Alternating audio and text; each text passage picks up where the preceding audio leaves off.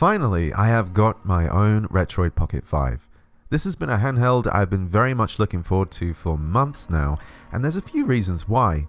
I imagine some of you watching have watched dozens of reviews and impressions videos of this device already, and in terms of specs, it's essentially the same as the Retroid Pocket Mini, which I've already reviewed, so it doesn't leave a terrible amount to discuss. So what I've decided to do is to make this video a part review and part what's on my Retroid Pocket 5, which is basically a showcase and tour of how I use my handhelds, which I haven't done for a while. So let's kick off talking about the Retroid Pocket 5's specs. The star of the show is the 1080p OLED screen, and what was immediately noticeable to me because I was transferring a bunch of my stuff from my Odin 2 to this is how sharp and snappy the screen and the experience is. With the Odin 2, when you're swiping through options, you can see just how blurry it looks in comparison. It's honestly quite jarring, and I never had an issue with it until now. I love the Odin 2, and it is a GOAT handheld. It's one of the rare releases that delivered massively on all fronts, but there's a reason people were crying out for an upgrade with at least an OLED screen, because it does make a huge difference. Fortunately, we have the Odin 2 Portal coming hopefully in January, and I have some things to say about that now I've spent time with the Retroid Pocket 5. Let's compare it to the Retroid Pocket Mini for a moment, as there are some noticeable differences between the two, which kind of surprised me considering how close these two devices released to each other. The first is how much nicer the buttons feel on the 5. They're basically the same as the 4's buttons, but they feel better, and they're nowhere near as loud as the Mini's can be. It's easy to soft press and not notice how loud the buttons can be, but with the Mini there were definitely times where they got annoyingly loud. I was playing the Mini in a public place a few weeks ago and I started to feel really self-conscious about it, which started to pull me out of the game I was playing. I've slightly modified the Mini's buttons now as I switched them out for these coloured ones, which I really like on the black, and I slightly trimmed some of the plastic off of the membrane. I could have trimmed them more to make them quieter, but I didn't have the right tools for the job. But if you want to hear how loud they can be, I did show that in my review of the Mini. I like the triggers on the 5 a lot too. They remind me of the Odin 2's triggers but smaller, and they're easy to press down on the sides, which is really nice when you need to use the analog sticks. With the Mini they need to be pushed down more on the top, but with the 5 you can pull down on them pretty much from every side you come at it. The 5 shoulder buttons also wiggle a bit more when you hold them in. I'm hoping I can modify those a little even if I have to open this device up to do that. The shell quality is also slightly different. They both have glass front panels, but the backs are not the same. The Mini has a very smooth feeling plastic to it, whereas the 5 feels a bit more like the 4's shell. It's probably to be more durable and feel a bit grippier, but something that surprised me was that I actually found the Mini to be a little bit more comfortable to play on than the 5. I wouldn't say the 5 needs a grip, but I did find myself adjusting my hands now and then to feel more comfortable. What I would say is that I find it nicer to hold than the Retroid Pocket 4, but I definitely feel like for my hands maybe they could have extended the grip design of the shell to maybe go a little further across the device. When it comes to sound, they're also incredibly similar. The Mini probably comes off slightly more on the treble, but I think on the 5 I would have liked a sound that was slightly stronger in the bass registry. I'm trying to get to sleep. Could you stop playing with that radio, Lord? I'm trying to get to sleep. Could you stop?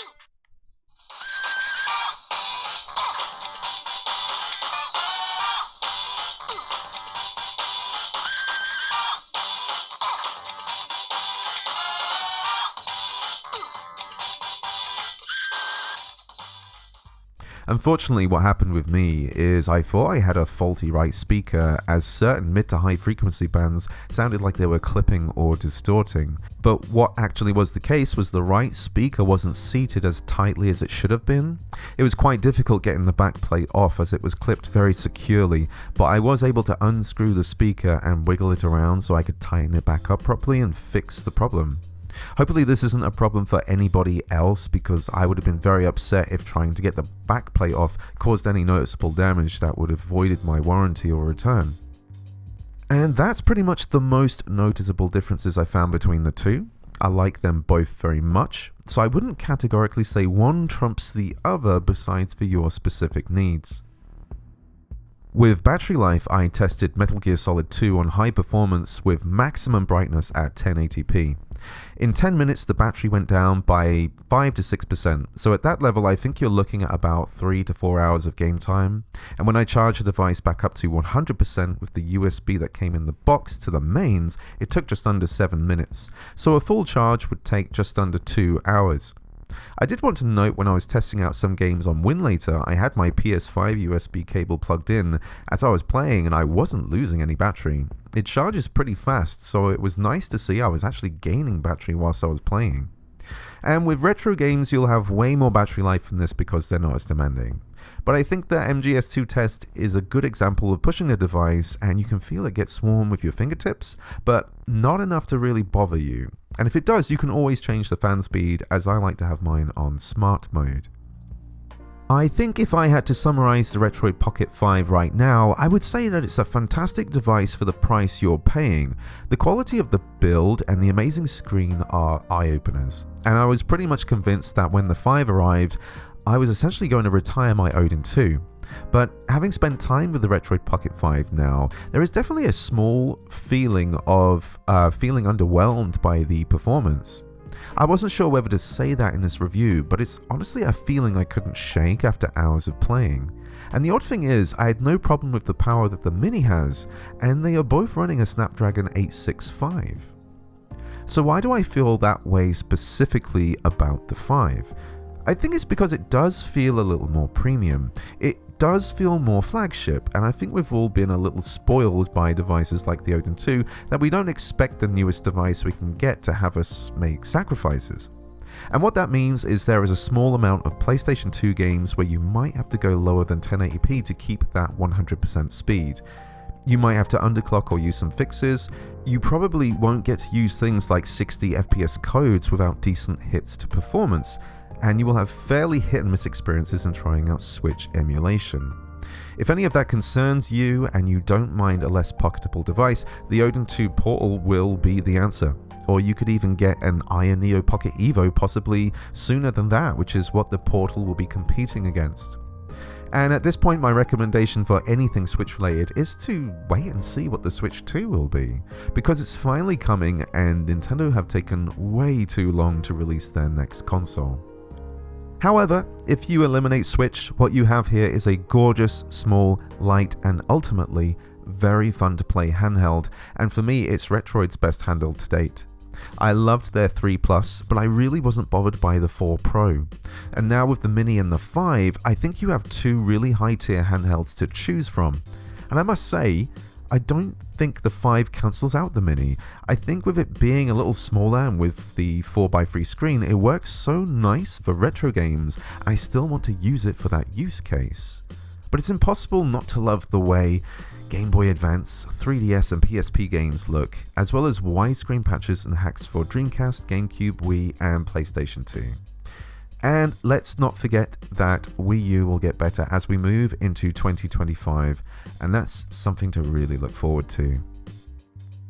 Right, so what am I doing on my Retroid Pocket 5? Well, first of all, I took my 1TB SD card from my Odin 2 and popped it in here.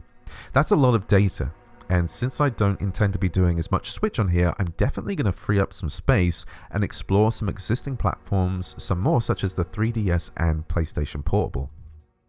I'm still using Pegasus and pretty much set it up as I usually do. There's a lot of cool themes to choose from when it's set up, and I still love using the Shin Retro theme. But switching themes is easy and doesn't mess anything up. For some reason the Switch themes are cut off at the bottom, so I don't know what's happened there, but they're still functional. The console ones are very good, but there's a Pegasus theme page with a whole bunch to check out. So let's start off with the Android section. I don't care massively for Android games, so this section for me is a mix of fan-gamey stuff and apps. I'll just cover the apps quickly as they're going to help me out with other certain apps. If you've ever heard of OdinTools, it's an app you can grab on GitHub, and it also works with the Retroid Pocket. Because of the size of this device, I like to use the retro controller style, which is A to accept and B to go back. But some apps don't like this and prefer the Xbox layout. So when I need to, I just add an app here and switch the style and save it. I don't even need this app to run in the background. Another app that also was designed for the Odin is AmbiOdin, but they announced that it also works for the Retroid Pocket 5. It's an app you can get on Google Play and it has some cool light settings. I like the setting that changes the RGB for the average color of each side of the screen. This can be quite immersive, but to be honest, you're covering this a lot with your thumbs. Now if I wanted to, I could just chuck on the clear joysticks I bought from Sakura Retro Modding, and it really makes the colors pop. But I'm not a big fan of the texture of the sticks, so I ended up not using them at all. Speaking of customization, I really wanted to swap the RP5's buttons with the RP4's because I like the colors, but I like the feeling of the 5's more, so I'm considering some custom buttons from Sakura Retro Modding in the future. If you don't know Obtainium, it's an app you can sideload, and if you add the sources from other apps you use, then you can use it as a hub to update all your apps that aren't on the Google Play Store, which just saves a lot of hassle. Just remember to check that app from time to time to see what can be updated. And ZArchiver is my go-to app for managing the files on my device. I just like the UI a lot, and I find it very intuitive. This is how I'll quickly move files from my downloads folder into folders in Android and Data. With Android 13, you can't just drag files from your PC into these folders, and it doesn't have the permissions to do so. So I can put saves and mods, etc. on my device and manually move them here so that they work. I have some streaming apps here. This device would be great for Xbox GamePass or any kind of streaming really, but personally, I think if I'm going to be doing that, I'd want something bigger like the Odin 2 portal. I think when I get mine, I'll cover that angle more because it's not something I check out much, and I think it would be great for that. I could have easily chucked more Android gaming apps on here, but I like to keep this section simple. This is PXPlay, but I got it when it was called PSPlay. This is an app you pay for on the Google Play Store, but it's like the best way to remote play your PlayStation to your Android device. I've not used this in a while, but if you can do 5G, then this is a great app for your device. Then there is Steam Link. So I know people will say they prefer Moonlight for streaming your PC, but I don't use it as much and it's worked pretty well for me. I used this on my Odin 2 to play a lot of Dragon's Dogma 2 on my Odin, and I found it to be a very pleasant experience streaming 1080p at 60 FPS. Alright, let's get to the games.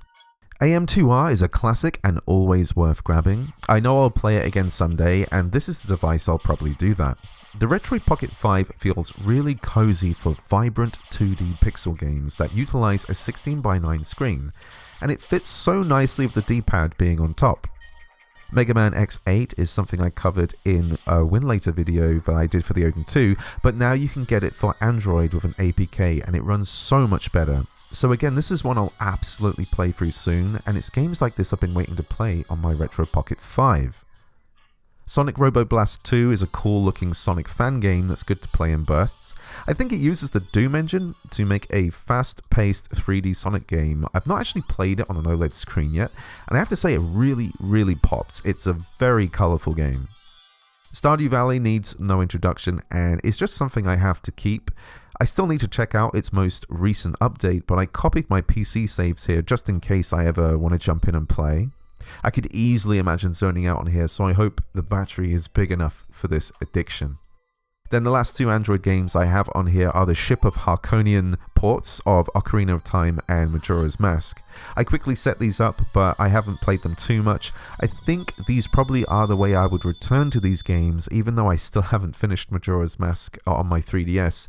It seems we are still waiting for the update to apply the 3DS models and textures for Ship of Harkonian, but the moment it happens, I know it'll be the definitive way to play Majora's Mask unless you can't overlook the 3D effect on the 3DS. The last things I have in my Android section are some emulators. These are ones that are still works in progress, and I either don't intend to make a collection for them or I can't do it in Pegasus. The first one we'll look at is Vita 3K, because I don't actually care to emulate much on the Vita. I have a jailbroken Vita with a ton of games I can always pick up and play, and it's really the best way portably to play the Vita library. So what I do have is Dragon's Crown because I always think I'm going to end up playing it. I almost see the RP5 as being Vita-like. I even think it is more of a spiritual version of the Vita than the Odin 2 Mini is. I know the Odin 2 Mini looks more like the Vita, but I feel like the real charms of the Vita are basically in this device. And I always check on this port of Zelda 3 that has quality of life upgrades and widescreen. If I ever play Zelda 3 again, this is where I'll be playing it. I did a video including this game before, and you get the Zelda 3 VPK, install it, then you have to fill its game folder with the data from a Zelda 3 ROM, so I'll leave a link to that in the description.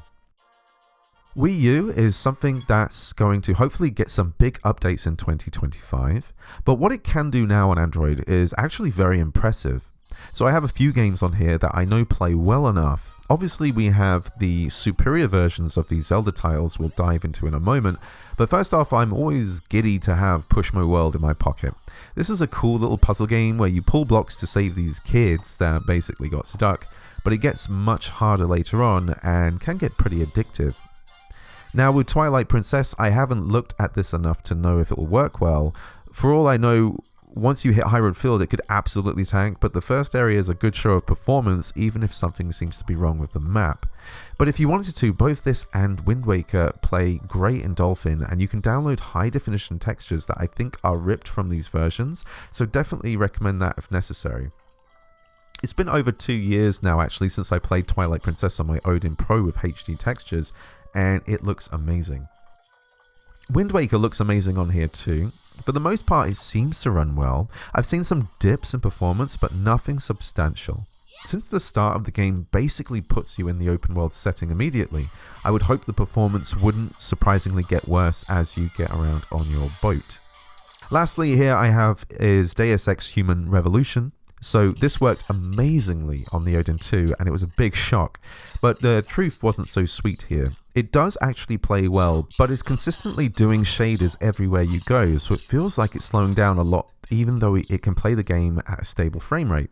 If you went through the entire game once and played it again, then it would be smooth.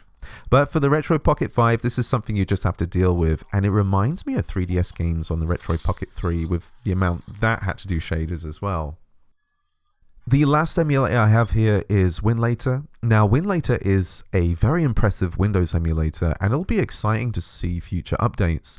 Right now the buzz is that it can get Steam working, but not necessarily all the games. So the dream is to be able to install Steam on this Windows emulator and start downloading and playing your library if it can run it.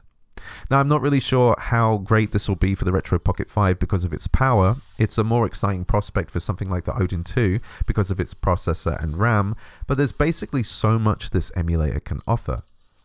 I'm not sure what I'll try out next here, but I knew I absolutely wanted to get 2014 Strider working on here, and I was very surprised to see it working. I had to lower the resolution for performance, and there is this weird effect where Hiryu's scarf seems to go on forever. Which can be distracting, but not gonna lie, it looks kind of cool.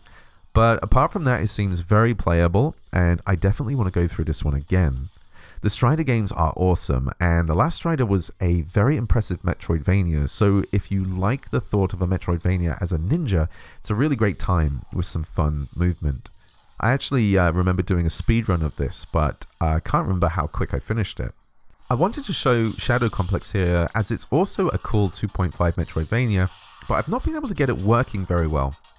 Not only does it have a crazy long boot up time, but the sounds aren't working properly either, so I need to experiment with this one. What I wanted to get into on this device, and actually waited for this, is UFO 50. I thought it would be perfect for the Retroid Pocket 5, and it runs really good. If you don't know the game, it came out this year, and it's a collection of 50 new retro games made by a made-up studio for a made-up console. And it's very addictive, and all you need to do if you bought the game on Steam is just copy the installed folder to your device and run the exe. It's not complicated at all. And that's my Android section. There was a good mix of stuff there, but now it's on to the collections. I want to progress from older 2D games to the more demanding stuff, so we'll briefly look at MAME, So on my other devices with 4x3 games, I would have bezels fill out the screen. I didn't really like the edges of the screen with the main bezels as it cut into the game image, but I liked how it filled out the whole screen.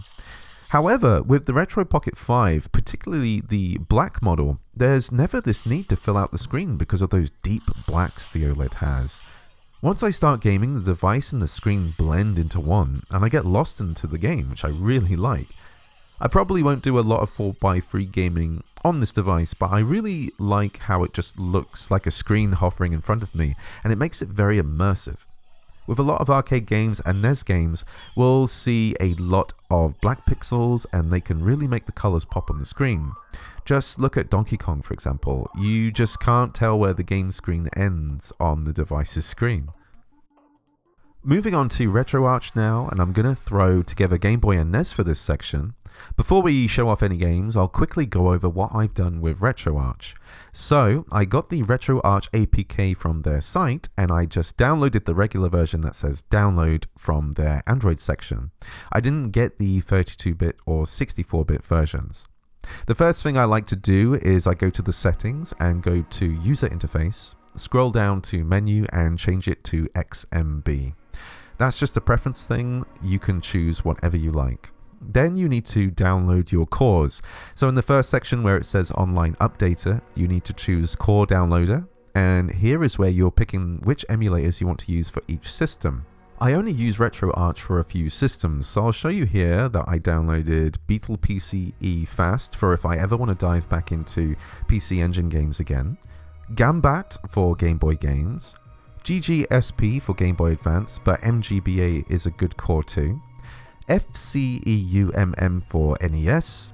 I downloaded all the SNES 9X cores because this version of RetroArch confused me, as I usually get SNES 9X Current, and I think that's the one that says SNES 9X only.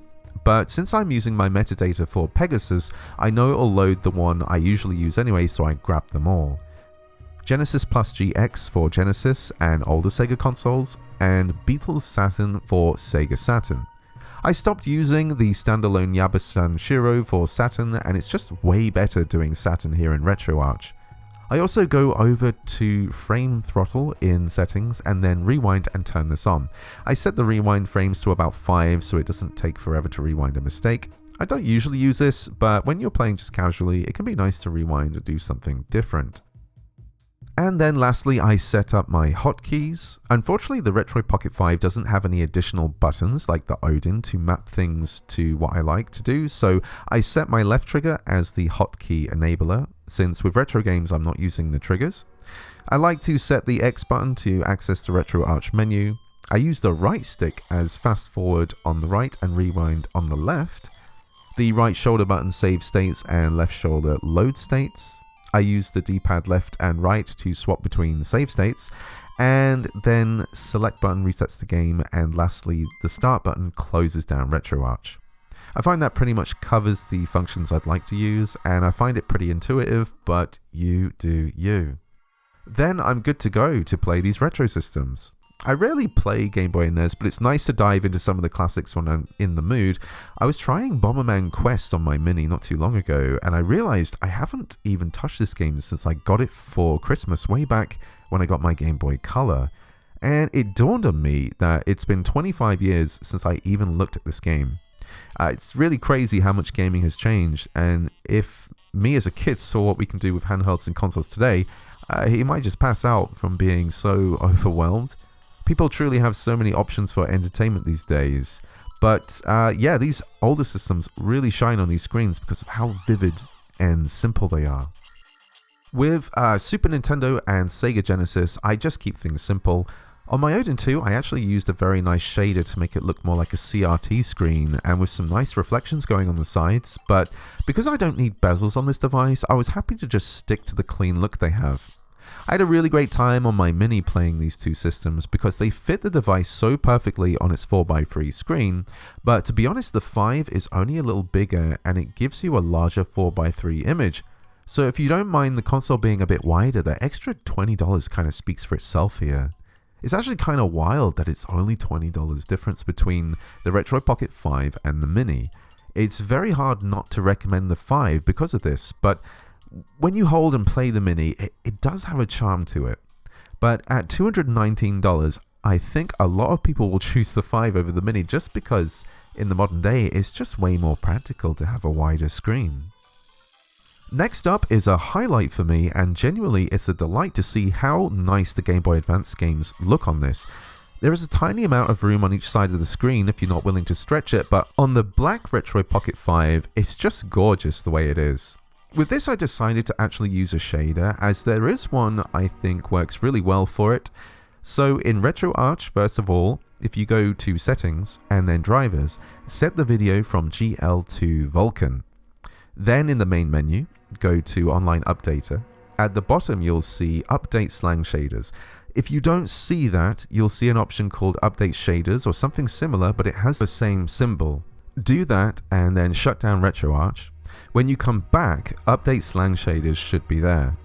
Once you've done that, start any GBA game up and go into the quick menu and go down to Shaders. Turn Video Shaders on and also turn on Remember Last Used Shader Directory for ease of use if you want to try others out. Go to Load Preset, Shaders_Slang, Bezel, Coco-AIO, and in here we have a bunch of shaders to play around with. The one I'm going to use is in presets_handhelds-ng, and it's the first shader here, dots_1-1. Select this and then make sure to go to Save Preset in the Shaders menu and then Save Core Preset. This makes sure that this shader will always boot up with this core every time you start a game.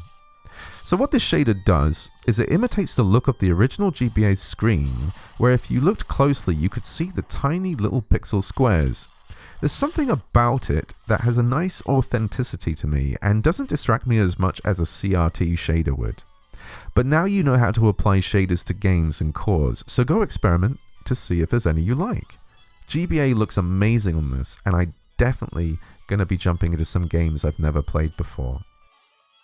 The last RetroArch console I'm going to be looking at is Sega Saturn. This is another console I feel like I need to dive a bit deeper with for hidden gems and fun titles that I wouldn't have usually gone for. And that's possibly something I would do on the Mini, as it fits the form factor really nicely. With Saturn on RetroArch, I did need to obtain the BIOS files and add them to RetroArch. On your internal storage, there should be a RetroArch folder, and in here a system folder. All you need to do is dump all the BIOS files you need here and it should be good to go. I can't tell you how to obtain BIOS files, but all I can say is Google is your friend. The games I tested all seem to work very well, but I do not recommend using Yaba Sanshiro from the Google Play Store, as I had tested this on the Mini and it had issues. I found RetroArch to be the best way to play the games here, and honestly it's made it very simple, so why not? Moving on to Nintendo 64 now, and away from using RetroArch. I think RetroArch isn't that great for Nintendo 64, so what I'll be using is M64Plus FZ Pro. I paid for the Pro version, but there's a free version I think that has some ads if you're okay with that. Now if you want to carry your saves from one device to another with this emulator, you need to go into Tools and use Import Export Data. This will export a zipped file you can save anywhere and then move that to your next device and import that through M64Plus there. Now there's a bunch to tinker with in this emulator, and I have a video on setting it up for widescreen support, creating controller profiles and more, which I'll link in the description. But the takeaway is that you can play games in 1080p with widescreen hacks. Sometimes these hacks aren't perfect, but they do mostly get the job done if you want it. And being able to set up unique controller profiles to set to each game is really helpful, since with a twin stick controller setup you often need to make something that suits your playstyle. Whether it's moving in a way you'd like in Perfect Dark, or mapping the C buttons in a more logical way in games like Castlevania, it makes N64 games a lot more enjoyable. I've not put too much time into this, and I know I could set it up to be widescreen and more accurate, as there are some weird glitches happening in some games, but even at 4:3, every N64 game you'll throw at this will work. Nintendo DS is another great library to have, and this is one of those systems where you'll either be happy with the default settings or spend a lot of time making it more personalized for yourself. I made a custom background for mine some time ago with some borders for the screen. I had to guess where these would be, so it was a bit of a pain, but the end result looks really nice. That's honestly the only reason I'm even using them, otherwise I'd just keep them black, as it's worked so well for the other emulators so far. I've done some videos on Nintendo DS where I've applied things like 60 FPS patch codes to games, so I'll link these videos in the description, as I honestly can't remember how I did them. I literally just copied my DraStic folder over from each handheld, and it has everything I've done on it. The only thing I'd really advise is to go into options and video, then turn high resolution 3D rendering on, as it makes the games with 3D models just look a lot nicer than they used to. When you're mapping the controller, go to external controller settings and choose select key mapping. Choose your Retroid Pocket controller and you can go ahead and map controls. Mapping specials is important too for swapping screens and things. Just skip on anything you don't want to map, as you don't have to map everything. I like to map the menu button to the back button so I can go into Virtual Gamepad and hide the menu button from the screen. You can also set the controller opacity here to 0% if you don't want to see the controller, but if you're worried about accidental touch inputs, then just open the menu whilst in game and tap the controller symbol. It always confuses me that it's a cross symbol while the controller is on and a controller symbol when the controller is off. I'd have it the other way around, but whatever. Anyway, the DS has a wonderful catalogue of games. Something I pretty much do with every new handheld I get is I christen it with a marathon of Tetris. Tetris DS is probably my favourite version of Tetris outside of Puyo Puyo Tetris, and I actually love playing it on the RP5 as it feels really natural to rotate and hold pieces. I don't feel uncomfortable when I play this, so it's a great sign that I'll enjoy other games I try. With PlayStation 1, I am still using Duckstation. Duckstation and Aether SX2 have a lot in common with their UI, so it's very familiar to use as well. When you set up Duckstation, which I got from the Google Play Store, it'll ask you if you want things like widescreen hacks on from the get-go. Just make sure to get your aspect ratio to 16:9 as well. This is up to you. Not all games utilize it perfectly, and it's only the 3D ones that get the benefit of it. But games like Metal Gear Solid will look damn nice on this device. It won't work on games that have pre-rendered backgrounds either, as those are essentially large 2D images and it will be difficult to navigate your characters unless they're in a 4:3 ratio. There won't be any issues playing any of these games here, and they look great when scaled to 1080p. This is a console I think works amazingly with the Retroid Pocket Mini, but when some of these games work in widescreen, it's damn well hard not to recommend this over that. For Dreamcast with Pegasus, I'll be using Redream. I couldn't get Flycast to launch, and I don't think it's my metadata, as it works perfectly fine on the Mini and the Odin 2. I've tried different commands, but it's reminding me how Redream didn't work on the Odin 2 with Pegasus until AYN did an OTA that fixed it. So I'm assuming it's some weird Android 13 Retroid issue, but I did get confirmation by someone that the standalone version of Flycast does run in Emulation Station. So yeah, it's a head scratcher. Still, the only reason I'd want to use Flycast is because Redream has these 3 annoying dots in the top right, and the developer doesn't want to add a hide option for controller users, which is very frustrating. Besides that, Redream is a terrific emulator, though you do have to pay to unlock high resolutions. Just a reminder, for Redream you will want the GDI versions of the ROMs rather than the CDI versions. They're larger, but they'll allow you to use the widescreen cheats in this emulator. You can compress these down to CHD files to make them really small, so it's not a problem. The Dreamcast is a fantastic library of games, and I've shown them many times before on different devices, and it has an amazing collection of fighting games which make for great tests for the D-pad, and I found it very responsive to pull off various moves. 3DS is a system I haven't thought about for some time. I used to use the Citra Nightlies, but I grabbed Lime 3DS from the Play Store, which I'm assuming is the way to emulate 3DS games now. Though there are games that still have issues or end up unplayable, such as Star Fox 64 3D, which has these upside down levels which I don't know why they were never fixed, but there you go.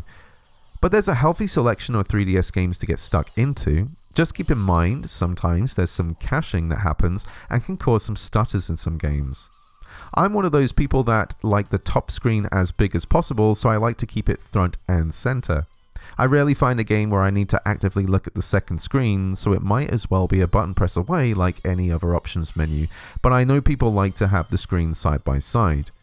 For me, 3DS is a bit like the Vita in that I think it's worth playing these games on original hardware, but it's hard to ignore how nice it is to play these games on better screens with higher resolutions.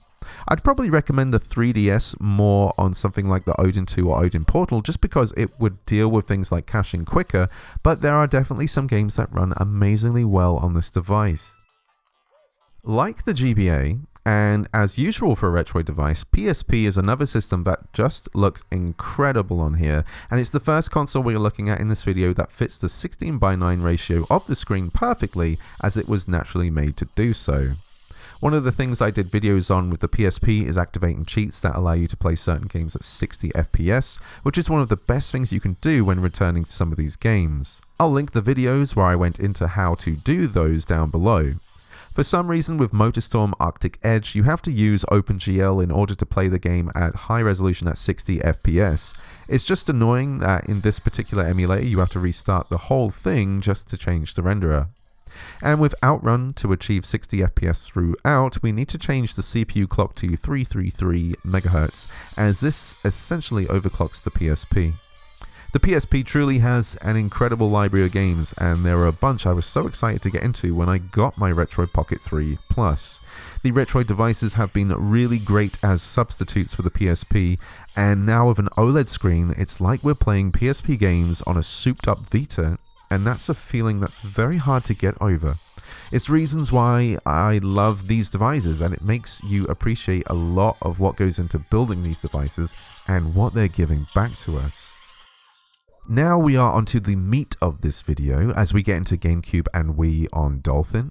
I got Dolphin from the GitHub rather than the Google Play Store as it's more up to date, and I showed how I set up Dolphin in my mini review. Unlike the Mini though, we can utilize not only widescreen hacks but also take advantage of actually patching our ROMs with widescreen patches. There's a YouTube channel that updates with new patches every now and then, and there's really no reason not to take advantage of this, as you get to play these classics on a full 16:9 screen with things like the HUD moved correctly, as when using widescreen hacks you might see the HUD is still in the position it was when it was in 4:3. With games like Super Mario Sunshine, we can also take advantage of 60 FPS codes that you can find on the Dolphin Wiki. Just be aware of the region your game is from and apply the correct codes. But because of the power of this device, Sunshine can't smoothly achieve 60 FPS at 1080p in widescreen. It's unfortunate, and it's not how it's meant to be played, but you can play it in 30 FPS at 1080p completely fine. But if you're going to use 60 FPS, you got to knock it down to 720p. I've also gone into the settings, in config and then advanced, and turned on override emulated CPU clock speed. I've set mine in this game to 70% for now, but this is a setting we can use in certain games to perform an underclock to help get some performance and smooth things out. I showed this with Metroid Prime on the Mini to help in certain locations. You can also use custom texture packs, and that means we can upgrade the textures of the game to 1080p and beyond. First of all, in the graphics settings, go down to advanced and then turn on load custom textures. You can see on this setting it tells you where to place your texture folder, and it needs to have the same ID as the game you have. You can double check this ID when you long press on a game in Dolphin, and it says at the top, for Super Mario Sunshine, the USA version is GMSE01. Another thing I point out is that with F-Zero GX in Dolphin, you have to long press and go to Game Settings, then Config, then General, and turn on Dual Core. For some reason, in this game, it's turned off automatically. I'll quickly show that in the settings, I have Vulkan on with 16:9 ratio, and in enhancements, my internal resolution is set to 1080p and widescreen hacks are on. We'll check out the Firefield track in GP as it's one of the harder tracks to run, and even with widescreen on, we're getting a pretty solid 60 FPS this entire track. I was worried that having to show more on the screen compared to the Mini if we might have to dip the resolution down, but fortunately not. It's looking awesome. I wouldn't hold out hope for the Rogue Leader games to be playable from start to finish as they're very hard to run, but yeah, let's take a look at some other GameCube and Wii games.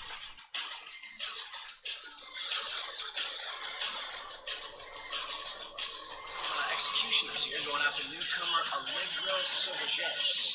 What a hottie. Get used to it, people.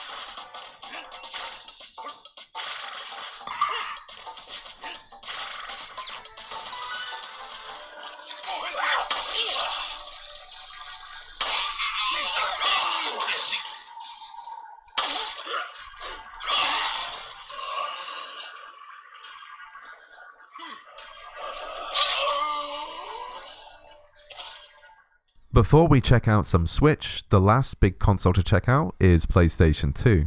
So for some time now I've been using an older build of NeverSX2 until recently when I decided to try a newer one, and there was something kind of odd about it. Then I started to read how actually the older build I was using this whole time actually was one of the best versions to use for performance. So what we're using here is build 3668 that is patched for NeverSX2. It's a little confusing, but I'll leave a link to something where you can find where to get this build and then patch it yourself. It's been said some of the games that had big performance problems are a little better in this. Some of those I haven't actually tested myself, but I was finding that what I tested on the Mini was pretty much the same performance here.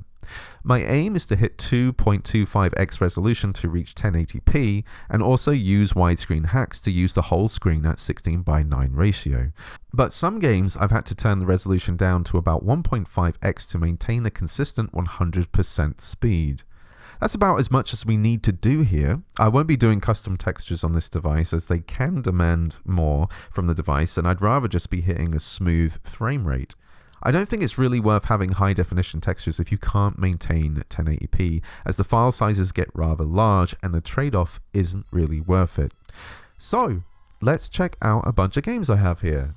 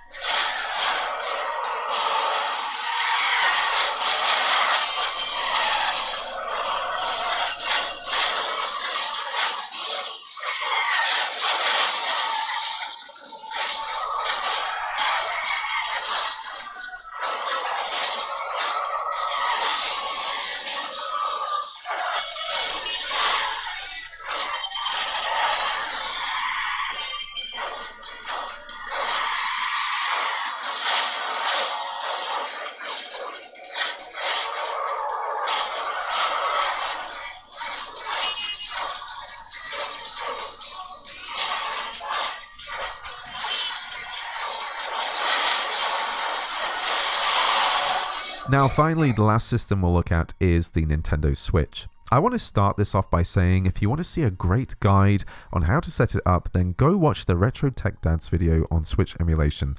I'll link it in the description below, and it's a very in-depth and detailed tutorial and showcase. But I want to point out that this isn't a magic device that will play every Switch game perfectly. You will have problems, you will have to experiment a bunch with certain games to get better performance with drivers and settings. Some of the obviously demanding tiles are not going to run well, and you'll have to start lowering the resolution below 1x to get a smooth frame rate. Here in the desert world of Super Mario Odyssey, I had to put the resolution to 0.75x, and it's not completely smooth, but in this area it's working. Now this isn't how I'd play this game, but if you had to play it this way, then it's possible. Another issue I found was with the newest version of Sudachi. For some reason, as an example with games like Dragon's Dogma, Metroid Prime Remastered, and Resident Evil HD, there is just no sound no matter which audio setting you pick. But if you use the last Android build of Yuzu, Yuzu 278, it does have sound and it seems to work really well. So I guess I would advise to have both builds, which is really annoying for managing data, but if your goal is to play as many Switch titles as possible, then that's what you'll have to manage. I'm now wondering if you should just use Yuzu, but I'll leave that to you guys to decide. Now if your goal is to play a bunch of 2D titles and light 3D games, then this is the sweet spot for this device. I haven't tested a lot because there is just so much to go through, and honestly my goal isn't to play much Switch on the Retroid Pocket 5. I'll probably delete a bunch of these games from my SD card to add more games to other consoles, but I must say it feels really great to play some of these games in this form factor with the OLED screen. It's a fantastic screen, and the device is small and light enough to not feel annoying to play for long periods of time. Some games I want to highlight as great experiences. I was really surprised to see Bayonetta 2 running at as high a frame rate as it was. It was feeling very smooth and the combat felt fluid. Dark Souls also working perfectly. As usual, I have to state you need the latest update for the game and the light fix mod so it looks normal. The Switch version of Devil May Cry 3 is arguably the best version of the game, and it seems I can recommend it as I wasn't experiencing any problems from what I tested of it. Donkey Kong Country Tropical Freeze is a game I expected to have some issues, but the level I ran through was actually really great. I'd be a little weary of this one as I'd expect something to happen at some point, but what I'm showing here looks surprisingly good. I mentioned this in the mini review as well, but it's nice to have Final Fantasy VII with the new Threat mod, which just provides a different experience. Unfortunately, there's nothing you can do to get the game into widescreen, but this is the only way to play this version on an Android device. Mario and Luigi Brothership looks to be playable also. I haven't looked too much into this, but I was expecting it to not even open, but here it is. And lastly, there's probably a driver that works very well with Breath of the Wild, but what I tested runs between 20 and 30 FPS, so that honestly gives me some hope that there's a perfect combination of settings here to keep it above 25 FPS on average. And with that comes the end of the Switch section, and all the collections I have on my Retroid Pocket 5. And that's a wrap on the Retroid Pocket 5. What do you think about it? I might slightly regret not getting the GameCube model, as what I've seen it looks absolutely gorgeous, but honestly with the black model I feel like it has a more practical value to it with the deep blacks and the lack of bezels. There is a feeling that it would have been nice if it had a more powerful chip for performance, but for me this is what I wanted the Odin 2 Mini to be. But the thing is that Odin 2 Mini has the actual power to dominate GameCube, Wii and PS2 libraries and to squeeze more out of Nintendo Switch and Winlator. But at $220, or even less for me as I pre-ordered the early bird combo with the Mini, I really can't say that much bad for what you're getting. I reckon some people will want some kind of grip to help play some games that require the analog stick. Even though the Retroid 5 Pocket has nice ergonomics, I don't think they actually do that much for people with larger hands. This is a good handheld though, and my favourite of theirs since the Retroid Pocket 3 Plus. It will be replacing my Odin 2 as my main handheld for now, but we'll have to see how the Odin 2 Portal turns out as we get into 2025. Thank you very much for watching. It would mean a lot if you could like the video and subscribe, as it does help so much with the channel, And I'd like to do more content on the Retroid Pocket 5 as I do really like it a lot. So let me know what interests you in the comments. Thanks again. See you in the next one.